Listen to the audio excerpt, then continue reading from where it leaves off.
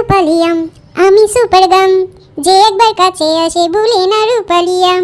ঘর থেকে বেরোলে বাজারে হয়ে যায় জ্যাম, গানে গানে রিলামি করি, ক্যাপশনে দিলাম সিঙ্গেল বাট সরি। বান্ধবী, এসব না করে একটা বিয়ে করে ফেল, তাইলে একটা ভবিষ্যৎ হবে। বিয়ে? কাকে? আমাকে হলে করে নাও। আমাকে করো। তাহলে দেখা যাক কে বেশি উপযুক্ত। যে উপযুক্ত তার সাথে রূপালীর বিয়ে হবে। হ্যাঁ, আমি একটা ছোটখাটো বিজনেস করি, যা ইনকাম করি তা দিয়ে টুকটাক করে সংসার চালিয়ে নিতে পারবো। আমি সরকারি জব করি। তুই সরকারি জব কিভাবে পেলি?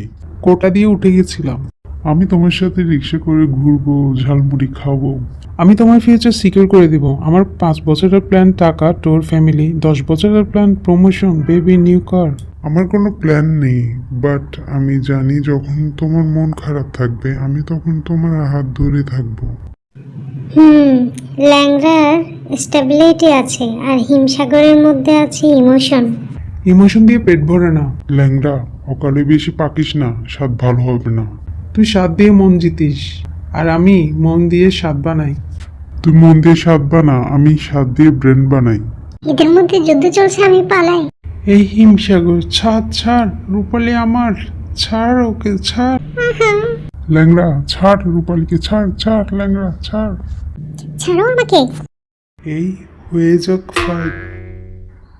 ওই তুই আমাকে পাতা দিয়ে মারলি কেন? আমি তোকে মেরে ল্যাংড়া করে দিব। এমনিতে আমাকে ল্যাংড়া নামে সবাই চিনে। তোমরা ঝগড়া থামাও, তোমরা দুজনই ভালো, কিন্তু আমি নিজের ক্যারিয়ারে ফোকাস করতে চাই। আমার বিয়ে হবে আমি যখন নিজেকে কমপ্লিট মনে করব, নট ফর প্রেশার। ওয়াও রূপালী, তুই তো একদম নিউ জেনারেশনের ইন্ডিপেন্ডেন্ট এন্ড ইন্সপায়ারিং।